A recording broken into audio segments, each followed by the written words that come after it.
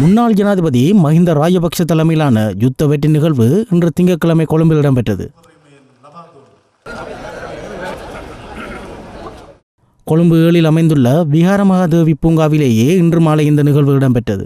இந்நிகழ்வில் மஹிந்த ராஜபக்ஷவின் ஆதரவாளர்களான முன்னாள் அமைச்சர் பிமல் வீரவன்ச, முன்னாள் பிரதி அமைச்சர் கிஸ்புல்லா, நாடாளுமன்ற உறுப்பினர் நாமல் ராஜபக்ஷ, பிவித்திருஹெல உரிமையாவின் பொதுச் செயலாளர் உதய கம்மன்பில, மேல் மாகாண ஆளுநர் அலவி மௌலானா, இராணுவ வீரர்களின் குடும்பத்தினர் உட்பட பலரும் கலந்து கொண்டனர்.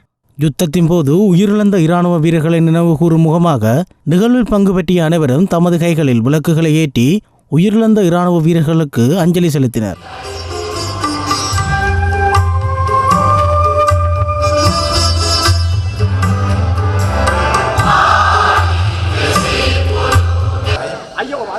ජාතික අධිෂ්ඨානය මේ ගෞරවනීය සභාව හැමද සුදන්දරத்தில் දීප